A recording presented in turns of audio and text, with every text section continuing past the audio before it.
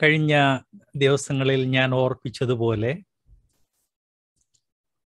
കർത്താവ് കഴിഞ്ഞ ഏകദേശം 6000 വർഷങ്ങളിൽ ദൈവജനത്തോട് പല രീതിയിലാണ് ഇടപെട്ടിട്ടുള്ളത്.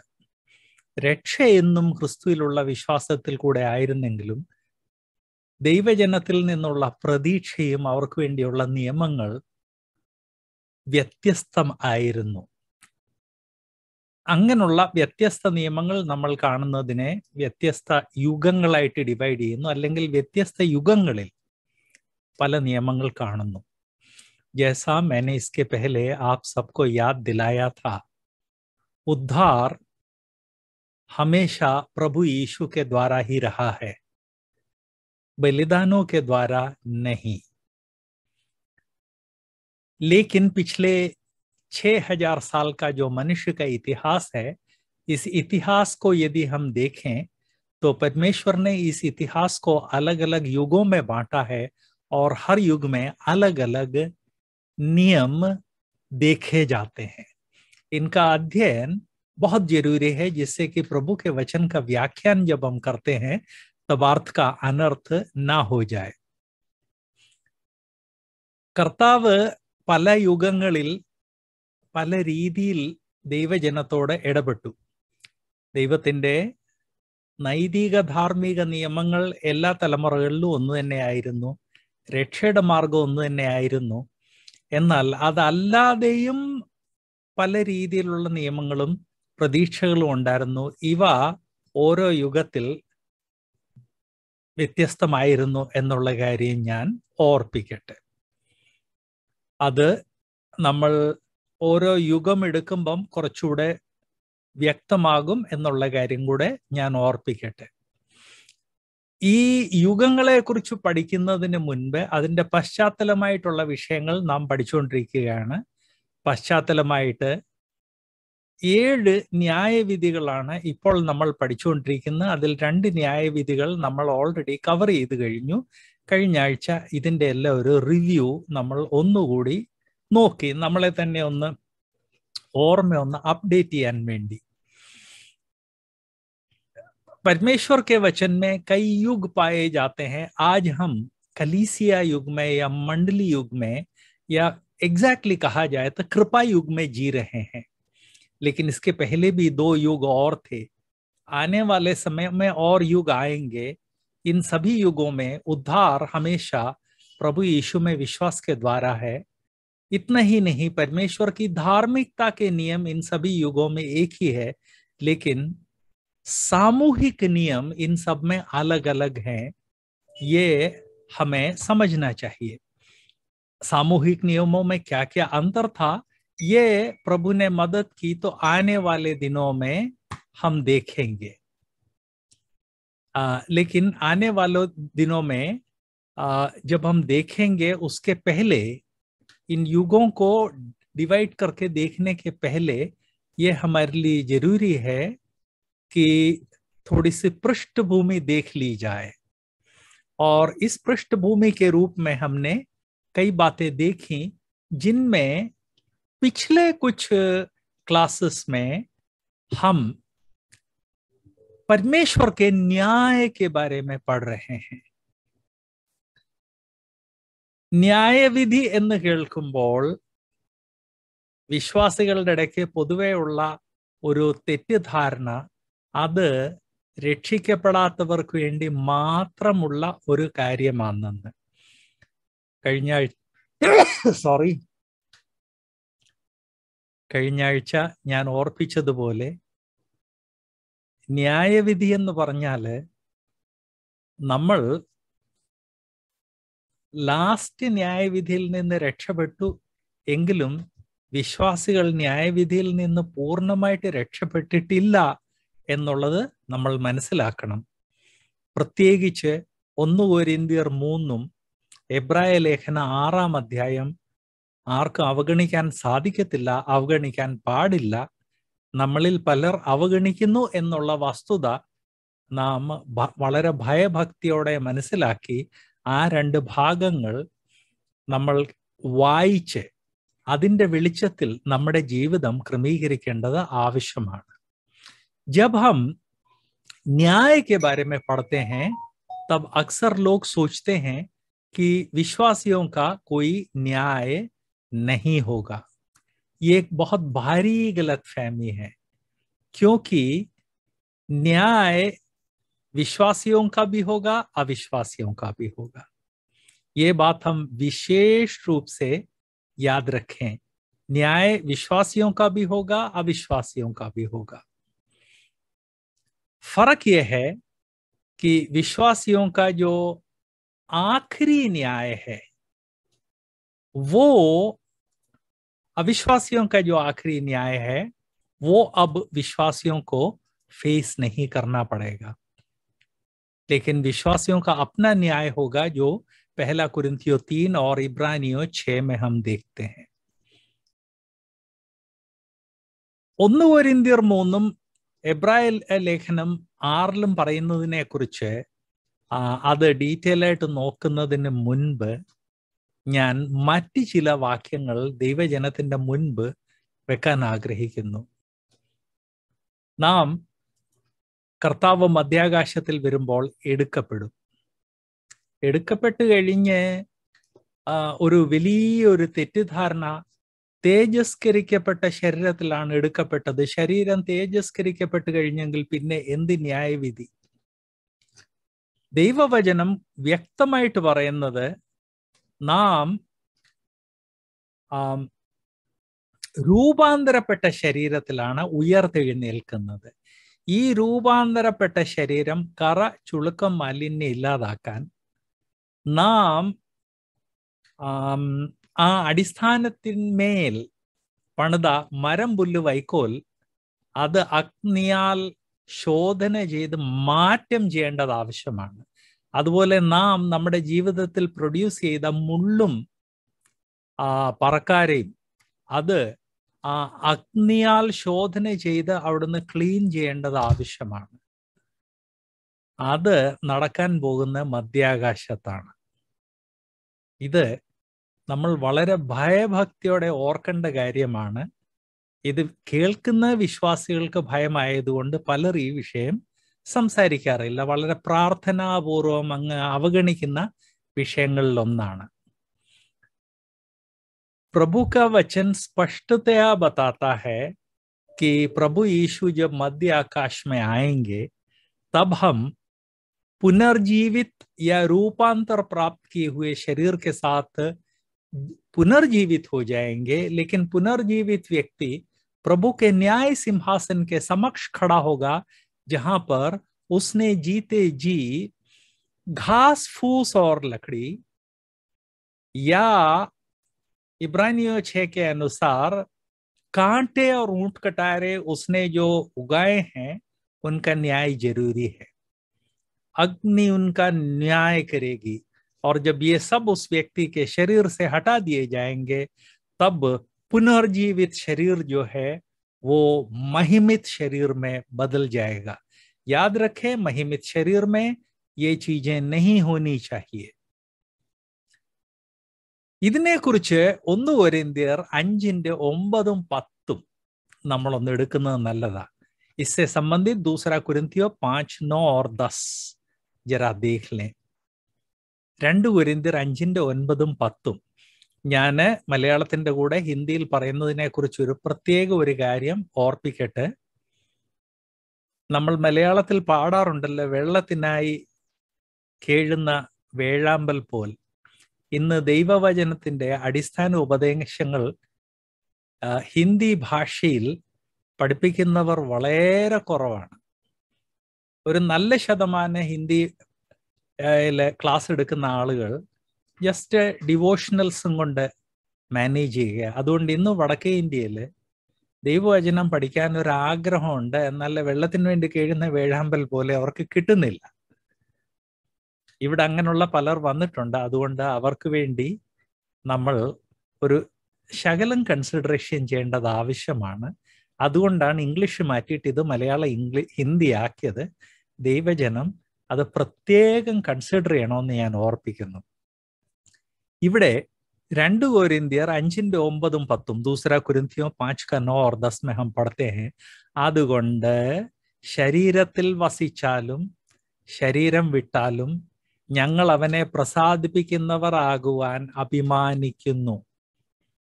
അവനവൻ ശരീരത്തിൽ ഇരിക്കുമ്പോൾ ചെയ്തത്, ഇത് വിശ്വാസികളെ കുറിച്ചാണെന്ന് ഞാൻ ഓർപ്പിക്കട്ടെ, അവനവൻ ശരീരത്തിൽ ചെയ്തത് നല്ലതാകിലും തീയതാകിലും അതിന് തക്കവണ്ണം പ്രാപിക്കേണ്ടതിന് നാം എല്ലാവരും ക്രിസ്തുവിന്റെ ന്യായാസനത്തിന്റെ മുൻപാകെ വെളിപ്പെടേണ്ടതാകുന്നു.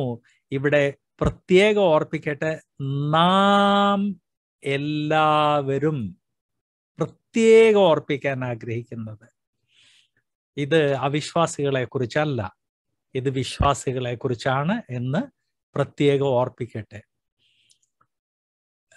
നമ്മൾ ഇപ്പം വന്നു ചേർന്ന ആളുകൾക്ക് വേണ്ടി വാക്യം ഞാനൊന്ന് പറയട്ടെ. 2 കൊരിന്ത്യർ 5-ാം അധ്യായത്തിന്റെ 9-10 ഞാനിപ്പം വായിച്ചുകൊണ്ടിരുന്നത്. ഇടയ്ക്കിടയ്ക്ക് ഹിന്ദിയിലും പറഞ്ഞു പോകുന്നു എന്ന് ഉള്ള കാര്യം പുതിയതായിട്ട് വന്നവരെ ഞാൻ ഓർപ്പിക്കട്ടെ. दूसरा कुरिन्थियों 5:9 और 10 में हम स्पष्टतया देखते हैं कि हम सब परमेश्वर के न्याय आसन के समक्ष खड़े होंगे. मैं उन पदों को पढ़ने के बदले पदों का अनुवाद बताता जा रहा हूं, क्योंकि मेरे सामने जो आउटलाइन है ये अंग्रेजी और मलयालम भाषा में है. हिंदी में पद मैंने लिखे नहीं है अपने आउटलाइन में, इसलिए मैं अनुवाद बताता जा रहा हूं पदों का. आप प्रभु के वचन से तुलना करते जाइए.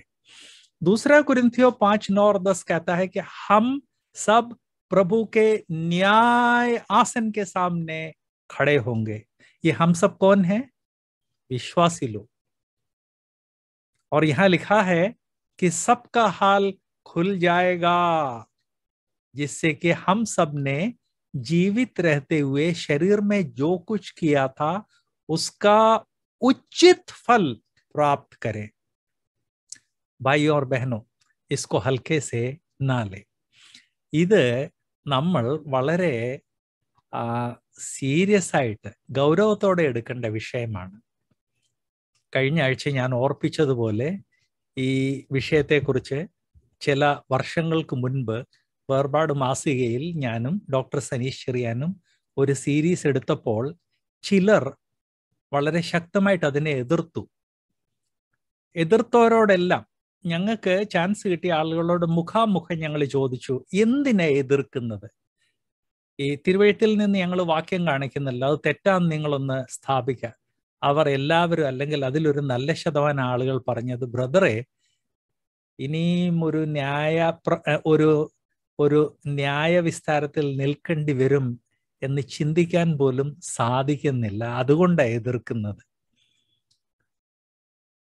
സത്യമാണ്. അതിനെക്കുറിച്ച് വൈ എസെക്കിയൽ സാറ് തൻ്റെ പുസ്തകത്തിൽ എഴുതിയിരിക്കുന്നത്, ഈ ക്രിസ്തുവിന്റെ ന്യായാസനത്തിന്റെ മുൻപിൽ നിൽക്കുന്നത് ഒരു കുട്ടി നരകം പോലെ ഉള്ള അനുഭവം ആയിരിക്കും. ഈസിയല്ല. ബ്രദേഴ്സ് ആൻഡ് സിസ്റ്റേഴ്സ്, നാം വളരെ ഗൗരവത്തോടെ ചിന്തിക്കുകയും വീക്ഷിക്കുകയും ചെയ്യേണ്ട ഒരു കാര്യമാണ്. നാം ക്രിസ്തുവിന്റെ ന്യായാസനത്തിന്റെ മുൻപിൽ നിൽക്കുമെന്ന് മാത്രമല്ല, അവൻ ശരീരത്തിൽ ഇരിക്കുമ്പോൾ ചെയ്തത് നല്ലതാകിലും തീയതാകിലും അതിന് തക്കവണ്ണം പ്രാപിക്കേണ്ടതിന് നാം എല്ലാവരും ക്രിസ്തുവിന്റെ ന്യായാസനത്തിന്റെ മുൻപാകെ വെളിപ്പെടേണ്ടതാകുന്നു. प्रिय भाइयों और बहनों, ये विषय हम बड़े प्रार्थना के साथ अवॉइड करते हैं. डर लगता है और इसलिए आंख मीच लो, खतरा सामने ना देखो तो फिर क्या डरना, कई लोग ऐसा सोचते हैं. लेकिन प्रभु का वचन ये कहता है कि जब हम इस शरीर में थे उस समय चाहे हमने भला किया हो चाहे हमने बुरा किया हो, हम सबका हाल प्रभु के न्याय सिंहासन के सामने खुल जाएगा, जिससे कि हमने जो किया है उसका फल पाए.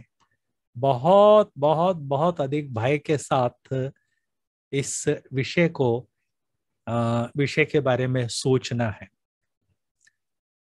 ഇത് കേൾക്കുമ്പോൾ പെട്ടെന്ന് ചിലപ്പം മനസ്സിൽ ഒരു നിരാശ വന്നേക്കും. അയ്യോ കർത്താവേ, ഇത് ഇതുവരെ അറിയത്തില്ലായിരുന്നു. ഞാൻ എൻ്റെ ജീവിതം വേണ്ട രീതിയിലുള്ള ഭയഭക്തി വിശുദ്ധി വേർപാടിൽ നയിക്കാൻ സാധിച്ചില്ല. അങ്ങയുടെ ന്യായാസനത്തിന്റെ മുൻപിൽ നിൽക്കുമ്പോൾ അടിയന് നാണം കെടേണ്ടി വരുമല്ലോ. അങ്ങനെ ചിന്തിച്ചാൽ അതിൽ തെറ്റൊന്നുമില്ല. എന്നാൽ അവിടെ വിടരുത്. It is not finished.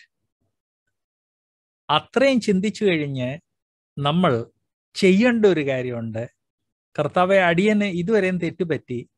വരുന്ന കാലങ്ങളിൽ വിശ്വസ്തയോടെയും വേർപാട് പാലിച്ചുകൊണ്ടും വിശുദ്ധിയോടും ജീവിക്കാൻ അടിയനെ സഹായിക്കണേ. അതായിരിക്കണം നമ്മുടെ പ്രാർത്ഥന.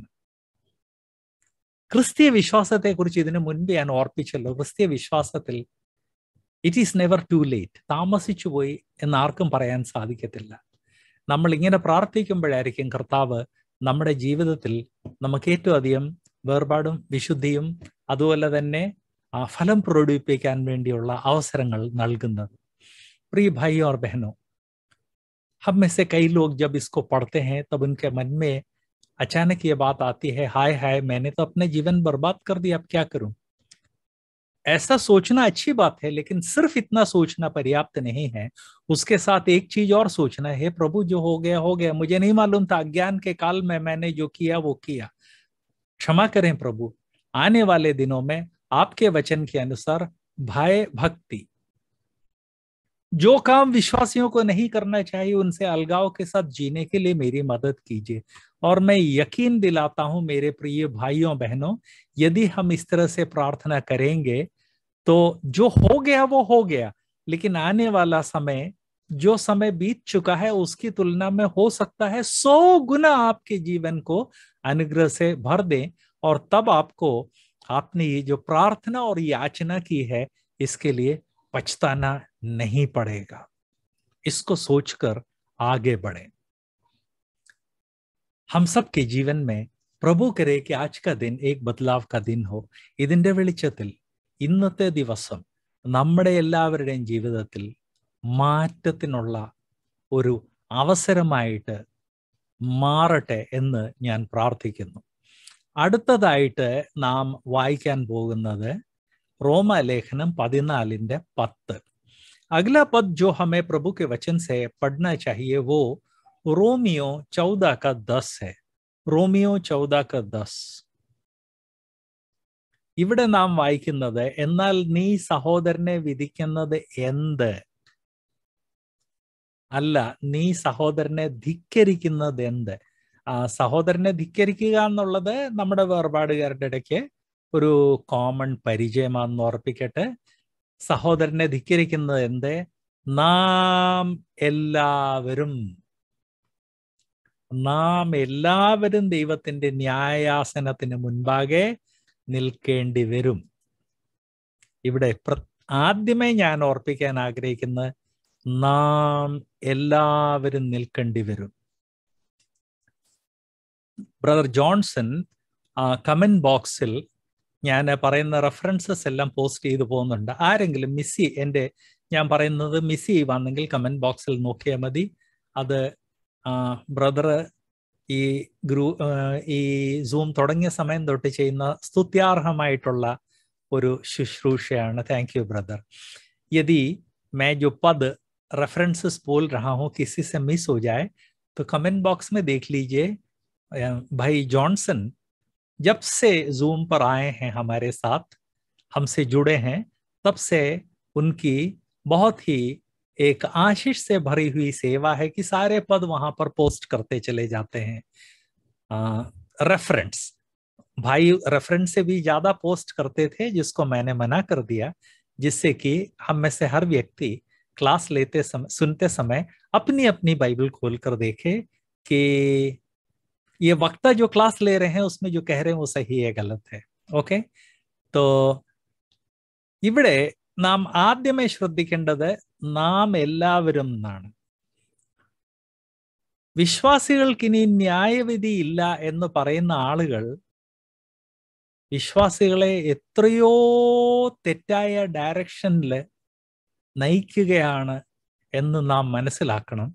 ഇതിനു മുൻപുള്ള വാക്യത്തിലും നാം വായിച്ച വാക്യത്തിലും നാം എല്ലാവരും എന്ന് കണ്ടു, ഇവിടെയും നാം എല്ലാവരും എന്ന് കണ്ടു. നമ്മൾ ഒരിക്കലും വിശ്വാസികളുടെ ന്യായവിധിയെ അതിനെ ഒരിക്കലും അതില്ല എന്ന് ഒരിക്കലും പറയരുത്. അതിനെ നമ്മൾ ഒരിക്കലും അണ്ടർ എസ്റ്റിമേറ്റ് ചെയ്യരുത് എന്നുള്ള കാര്യം ഞാൻ ഇന്ന് പ്രത്യേകം ഓർപ്പിക്കട്ടെ.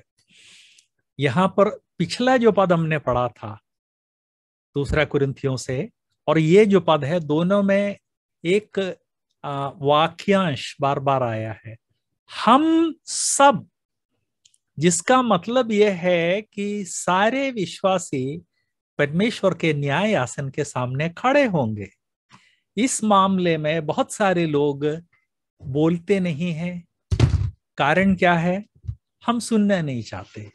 विश्वासियों की आदत ऐसी गंदी हो गई है कि हम कोई भी ऐसी बात नहीं सुनना चाहते जो हमें जीवन में सही रीति से जीने के लिए प्रेरित करे. लेकिन भाई और बहनों, ये एक बहुत भयानक बात है. कल हम सब, प्रभु का वचन हम नहीं, हम सब कहता है. इस पर ധ്യാൻ ദേ. ഇവിടെ മറ്റ് ചില കാര്യങ്ങൾ തിരുവെഴുത്തിൽ നിന്ന് ഓർപ്പിക്കുവാൻ ആഗ്രഹിക്കുന്നു.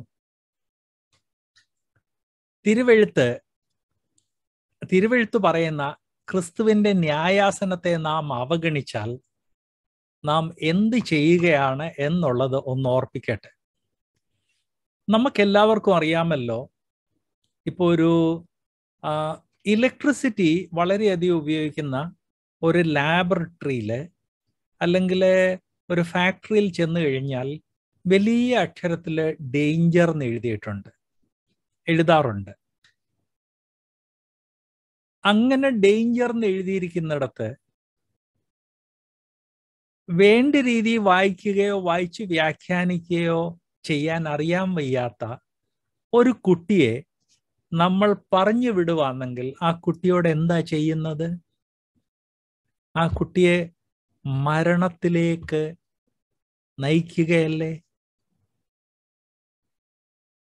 അതുപോലെ തന്നെയാണ് ക്രിസ്തുവിന്റെ ന്യായാസനത്തെ തള്ളിപ്പറയുന്നവരും അറിഞ്ഞുകൊണ്ട് ഈ വിഷയത്തെക്കുറിച്ച് വാ പൊളിക്കാത്ത ആളുകളും ചെയ്യുന്നത്. അവർ വിശ്വാസികളുടെ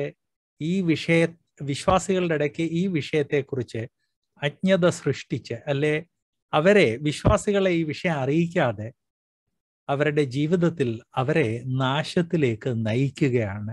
ഡേഞ്ചർ അല്ലെ, ആപത്തല്ലെ, അപായമുണ്ട് എന്ന് മനസ്സിലാകുമ്പോഴല്ലേ നമ്മൾ അപായത്തിൽ നിന്ന് മാറി നിൽക്കുന്നത്.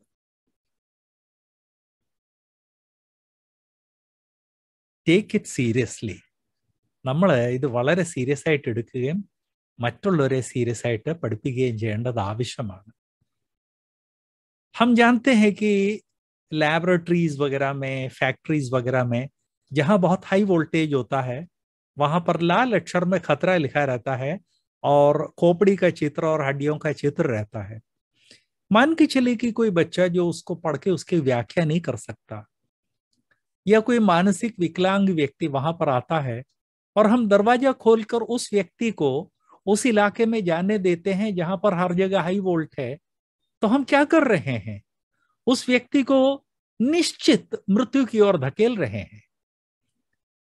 जब हम प्रभु के वचन के, विश्वासियों के न्याय के उपदेश को छुपा कर रखते हैं, तब उससे भी भयानक कार्य कर रहे हैं, क्योंकि उनका जो अनंत काल है उसको विनाश करने का उपाय हम कर रहे हैं.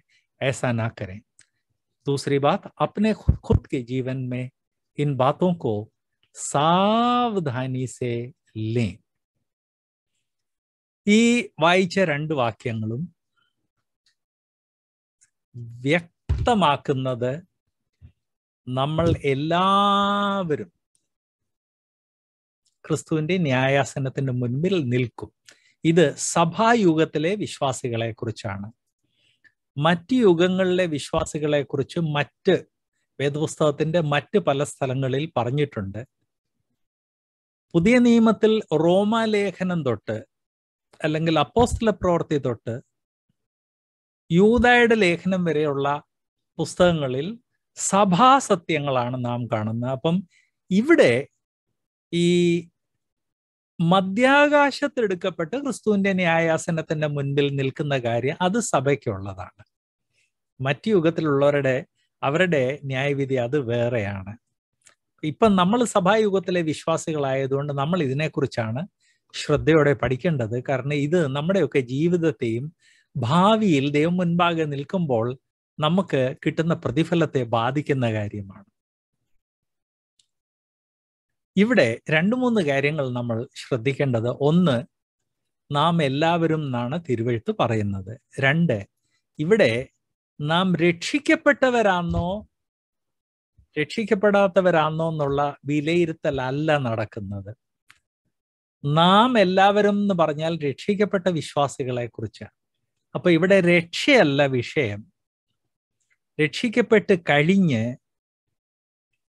കൃപയാലുള്ള രക്ഷ പ്രാപിച്ചു കഴിഞ്ഞ് നാം എങ്ങനെ ജീവിച്ചു, അതിന് എന്ത് പ്രതിഫലം നൽകണം, അല്ലെങ്കിൽ ഏത് രീതിയിൽ നമുക്ക് പ്രതിഫലങ്ങൾ നൽകണം എന്ന് തീരുമാനിക്കാൻ വേണ്ടിയാണ് വിശ്വാസികളുടെ ന്യായവിധി. ये जो 2 पद हमने पढ़े हैं, इसके अलावा और भी बहुत सारे पद हैं, लेकिन फिलहाल ये 2 पद पर्याप्त हैं. इन दोनों पदों में हमने देखा हम सब का हाल, जिसका मतलब है कि ये विश्वासियों के बारे में है. लेकिन यहाँ एक बात याद रखें, यहाँ पर जो न्याय हो रहा है ये हमारे उद्धार को डिसाइड करने के लिए नहीं है. उद्धार का डिसीजन तो सूली पर हो गया था, और जिस क्षण हमने प्रभु यीशु को मुक्तिदाता के रूप में ग्रहण किया, उस क्षण हमारे उद्धार के बारे में डिसीजन हो गया. ये बात मैं याद दिला दूं. तो फिर यहां पर क्या हो रहा है? यहां पर अब हमारे साथ क्या किया जाए, क्या प्रतिफल दिया जाए या क्या ना दिया जाए, इसका निर्णय हो रहा है.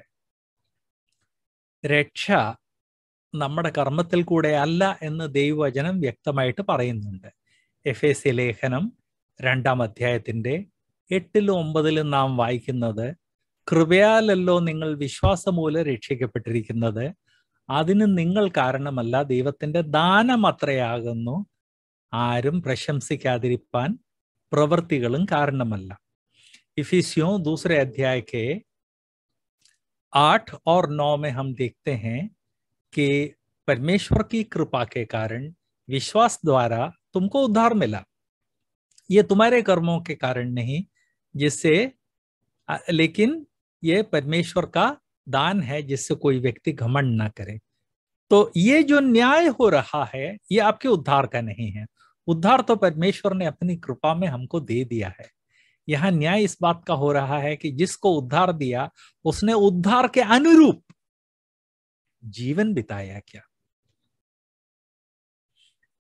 അപ്പൊ ഇവിടെ ന്യായാസനത്തിന്റെ മുൻപിൽ നിൽക്കുന്നത് നമ്മുടെ രക്ഷയെക്കുറിച്ച് തീരുമാനിക്കാനല്ല, നേരെ മറിച്ച് രക്ഷ പ്രാപിച്ചു കഴിഞ്ഞ് രക്ഷിക്കപ്പെട്ട ഒരു ദൈവ പൈതൽ ഏത് രീതിയിൽ ജീവിക്കണം, ആ രീതിയിൽ ജീവിച്ചോ ഇല്ലയോ എന്നുള്ളത് വിലയിരുത്താനും അതിന് തക്ക പ്രതിഫലം നൽകുവാനാണ്.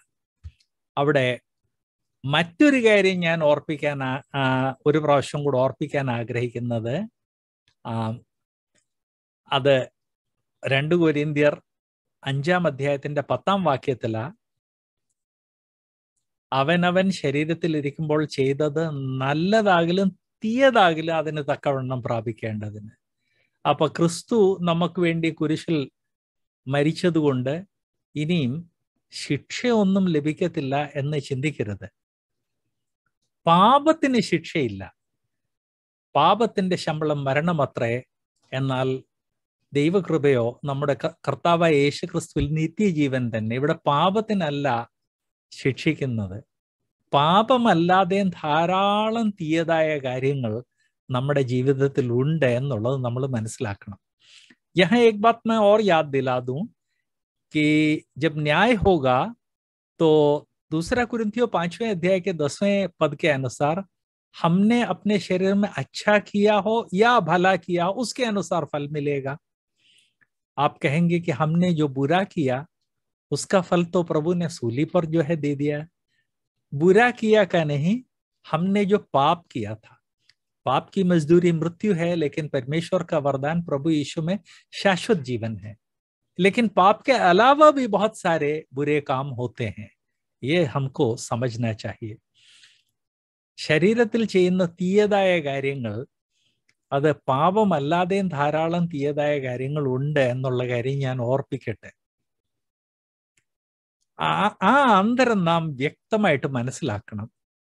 വിശ്വാസികൾ പലപ്പോഴും ദൈവനാമത്തിൽ വലിയ വലിയ കാര്യങ്ങൾ ചെയ്യുന്നു. അതിന് രണ്ട് വശമുണ്ട്.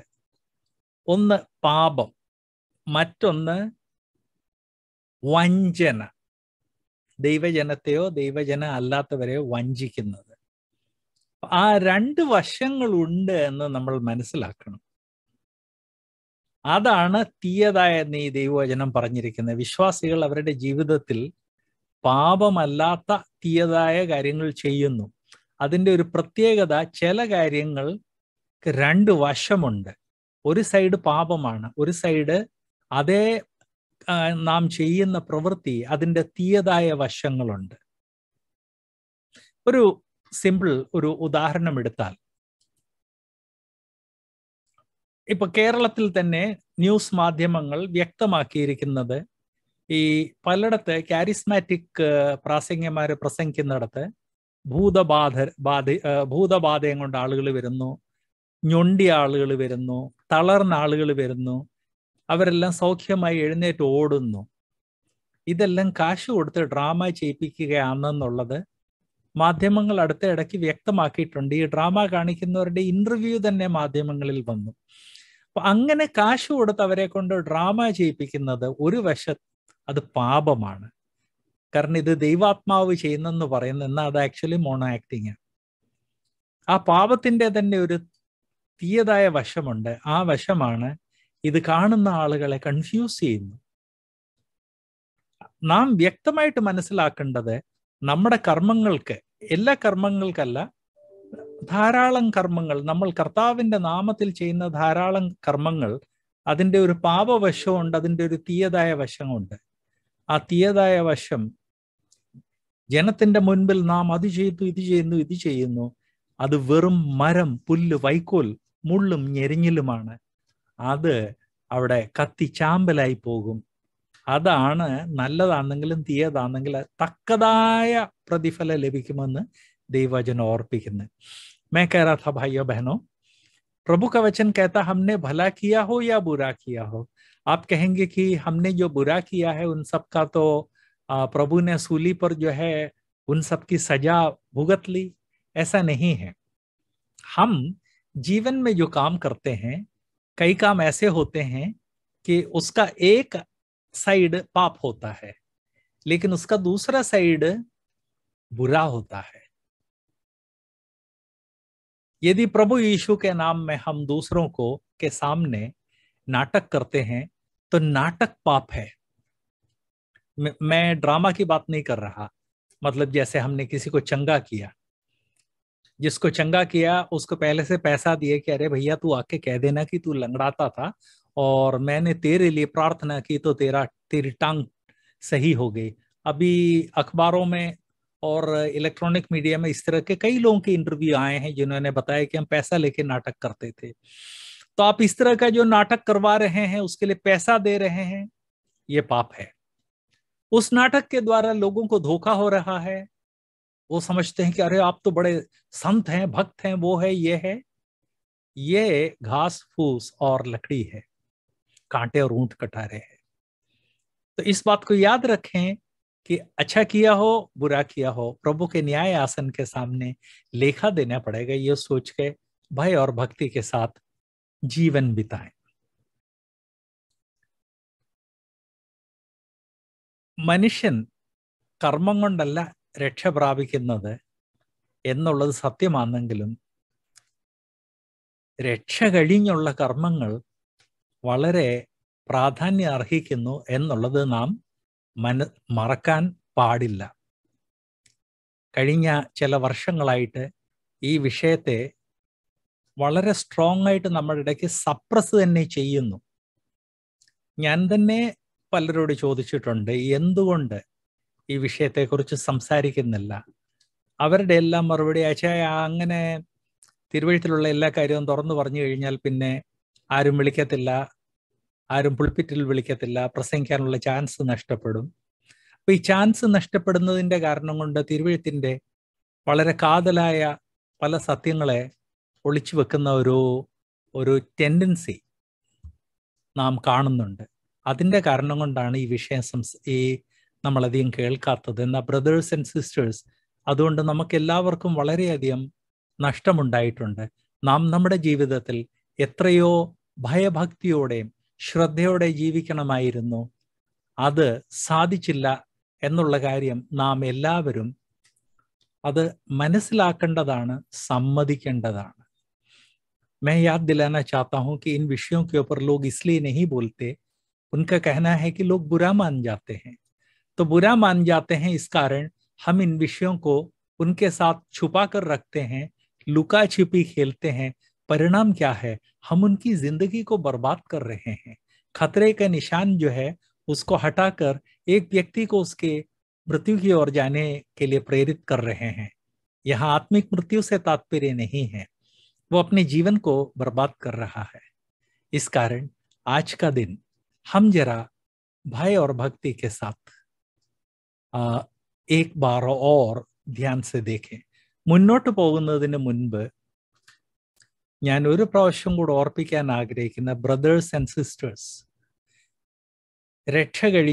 രക്ഷ പ്രാപിച്ചു കഴിഞ്ഞ് ഇത്രയും വർഷങ്ങളിൽ ഈ വിഷയം നാം വേണ്ട രീതിയിൽ ശ്രദ്ധിച്ചില്ലെങ്കിൽ ഇന്ന് അത് ഒന്നുകൂടി ശ്രദ്ധിക്കാൻ വേണ്ടിയുള്ള ഒരവസരമാണ്. അത് ശ്രദ്ധിച്ച് നമ്മുടെ ജീവിതത്തിൽ ഈ വിഷയത്തിൽ പരാജയം സംഭവിച്ചിട്ടുണ്ടെങ്കിൽ, കർത്താവേ അടിയന് പരാജയം സംഭവിച്ചു, അടിയനെ ക്ഷമിക്കണേ. വരുന്ന ദിവസങ്ങളിൽ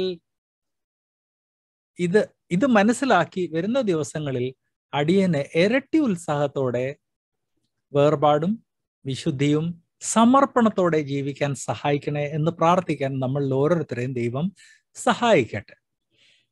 आप कहेंगे कि ब्रदर ये सब जो है नहीं मालूम था. ठीक है, नहीं मालूम था.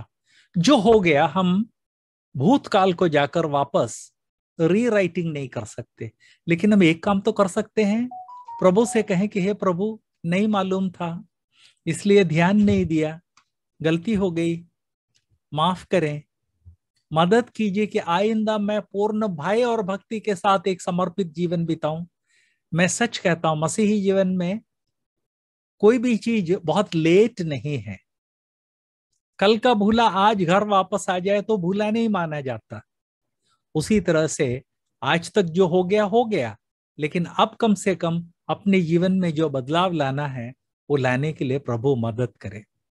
ഇവിടെ മുന്നോട്ട് പോകുന്നതിന് മുമ്പ് ഒരു പ്രാവശ്യം കൂടെ ഞാൻ ഓർപ്പിക്കട്ടെ, നാം മനസാ വാച്യ കർമ്മണ ചെയ്യുന്നതൊന്ന് വിലയിരുത്തുന്നത് നല്ലതാണ്. നാം എന്ത് ചിന്തിക്കുന്നു, നാം എന്ത് സംസാരിക്കുന്നു, നാം എന്ത് പ്രവർത്തിക്കുന്നു, ഇതിലെ എത്ര കാര്യങ്ങൾ നാം ചിന്തിച്ചിട്ട് ചെയ്യുന്നു. ഒരു കാര്യം ചിന്തിക്കുമ്പോൾ അയ്യോ ഇത് എനിക്ക് ഉചിതമല്ലെന്നോർത്ത് നാം അത് മാറ്റിക്കളയുന്നോ അതോ അത് തന്നെ ചിന്തിക്കുന്നു. ഒരു കാര്യം സംസാരിക്കുമ്പോൾ അയ്യോ ഇത് എനിക്ക് ഉചിതമല്ല എന്ന് ചിന്തിച്ച് അതിനെ അവോയ്ഡ് ചെയ്യുന്നോ അതോ അതിൽ തുടരുന്നോ. കർമ്മണ, നാം അനുദിന ജീവിതത്തിൽ ചെയ്യുന്ന കാര്യങ്ങളെയൊക്കെ ഒന്നും വിലയിരുത്താറുണ്ടോ? മാർക്കറ്റിൽ പോയി ഫ്രൂട്ട്സ് തന്നവനെ ചീത്ത വിളിച്ചിട്ട് വീട്ടിൽ വന്നിരുന്നു കഴിഞ്ഞ് വിലയിരുത്താറുണ്ടോ? അവനെ ചീത്ത വിളിച്ചത് കൊണ്ട് അവൻ തന്ന ആ ഫ്രൂട്ടിലെ പുഴു മാറി കിട്ടത്തില്ല. എന്നാൽ നാളെ അവനോട് സുവിശേഷം പറയാനുള്ള ആ അവസരം ഞാൻ നഷ്ടപ്പെടുത്തി.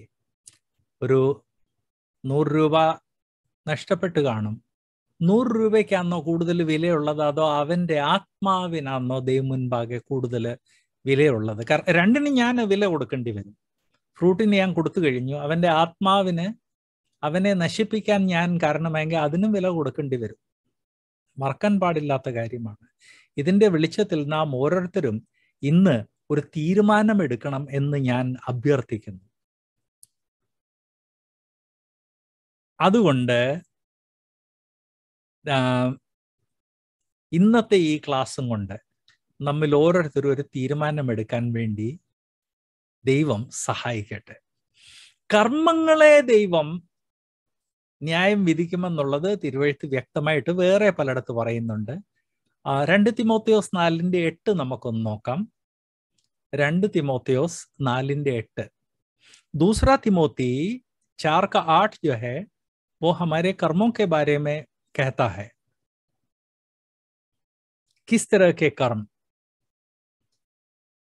ഇനി നീതിയുടെ കിരീടം എനിക്ക് വെച്ചിരിക്കുന്നു, അത് നീതിയുള്ള ന്യായാധിപനായ കർത്താവ് ആ ദിവസത്തിൽ എനിക്ക് നൽകും. എനിക്ക് മാത്രമല്ല, അവന്റെ പ്രത്യക്ഷതയിൽ പ്രിയം വെച്ച ഏവർക്കും കൂടെ. ഇത് ഒരു വിശ്വാസി തൻ്റെ ജീവിതത്തിൽ ചെയ്ത ഒരു കാര്യമാണ്. കർത്താവിന്റെ പ്രത്യക്ഷതയിൽ പ്രിയം വെക്കുക, അതൊരു കർമ്മമാണ്, അതൊരു മനോഭാവമാണ്, അതൊരു കർമ്മമാണ്, രണ്ടുമാണ്. അപ്പം കർമ്മങ്ങൾ ചെയ്യുന്നത്, കറക്റ്റ് മനോഭാവം, കറക്റ്റ് കർമ്മങ്ങൾ, അത് ഇമ്പോർട്ടൻ്റ് ആണ്. ദൈവവചനം പലയിടത്ത് ഓർപ്പിക്കുന്നു. അതിലൊരു വാക്യം ഞാൻ നിങ്ങളുടെ മുൻപിൽ വെച്ചെന്നേ ഉള്ളൂ, മറ്റു പല വാക്യങ്ങളുണ്ട്.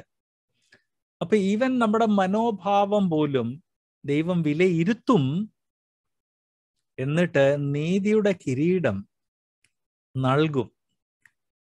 ചോദ്യം, കർത്താവിന്റെ പ്രത്യക്ഷതയിൽ പ്രിയം വെച്ചാണോ നാം ജീവിക്കുന്നത്?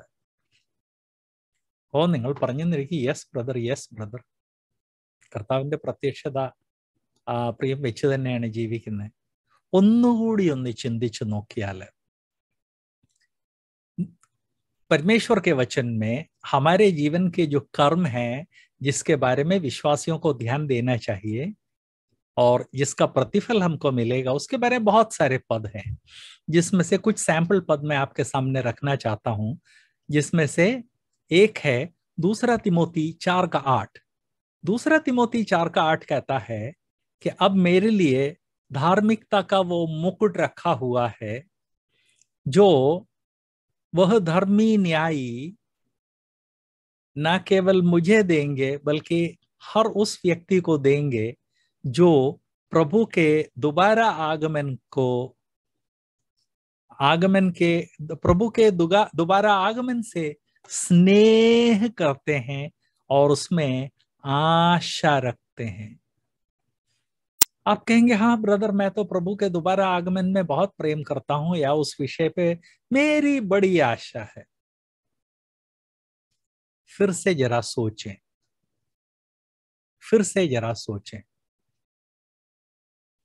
वाकई में ऐसा ही है क्या? എന്റെ സഹോദരൻ ഒരു 2 നില കെട്ടിടം പണിതെങ്കിൽ എനിക്ക് 3 നിലയെങ്കിലും ഉണ്ടാകണം എന്നോർത്ത് കടം വാങ്ങിച്ച് വീട് പണിത വിശ്വാസികളെ എനിക്കറിയാം. കടം വാങ്ങിച്ച് വീട് പണിത് മുടിഞ്ഞുപോയ വിശ്വാസികളെ അറിയാം. എൻ്റെ സഹോദരൻ എൻ്റെ കാറിനേക്കാൾ നല്ലത് വാങ്ങിച്ചതുകൊണ്ട് ഞാൻ എൻ്റെ കാറ് വിറ്റ് എനിക്ക് ആവശ്യമുണ്ടെങ്കിൽ, ഇല്ലെങ്കിൽ അഫോർഡ് ചെയ്യാൻ സാധിക്കില്ല, ഇല്ലെങ്കിലും അതിനേക്കാൾ വില കൂടിയ കാർ വാങ്ങിക്കുക എന്ന് ചിന്തിച്ച് വാങ്ങിച്ച ആളുകളെ എനിക്ക് ഓർമ്മയുണ്ട്, എനിക്ക് പരിചയമുണ്ട്. ഇത് കർത്താവിൻ്റെ 2ാം വരവിനെ പ്രിയം വെച്ച ആളിൻ്റെ കർമ്മമാണോ, അതോ ഈ ലോക ജീവിതം ഇത് ശാശ്വതമാണ്, ഇതൊരിക്കലും അവസാനിക്കത്തില്ല എന്ന് ചിന്തിച്ച് ലോകമോഹത്തിനനുസരിച്ച് ജീവിക്കുകയാണ്? ജഡമോഹം, കൺമോഹം.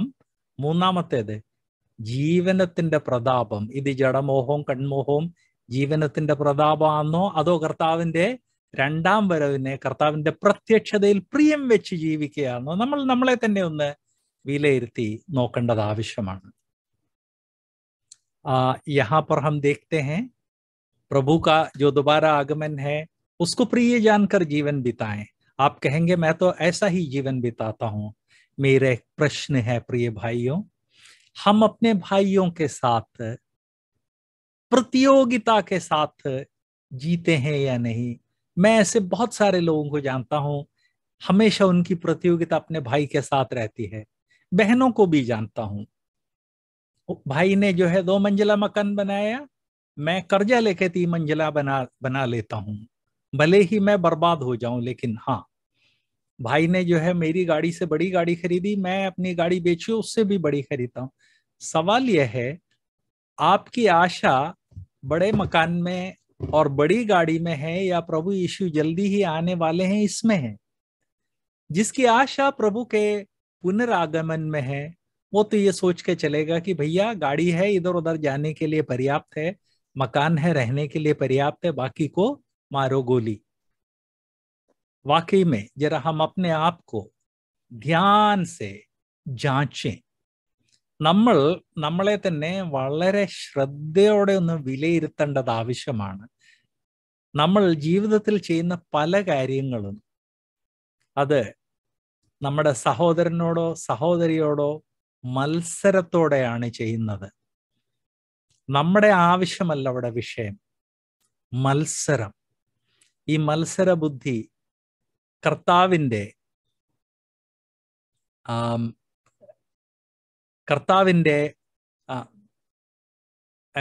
ഈ മത്സരബുദ്ധി കർത്താവിന്റെ രണ്ടാം വരവിനെ പ്രിയം വെക്കുന്നവരുടെ ഒരു സ്വഭാവം അല്ല എന്ന് ഓർപ്പിക്കട്ടെ. ബ്രദർ സാം വർഗീസ് നല്ലൊരു കമന്റ് അവിടെ ഇട്ടിട്ടുണ്ട്. ആ കമന്റിൽ ഓർപ്പിച്ചിരിക്കുന്നത്, പാപത്തിന് വേണ്ടി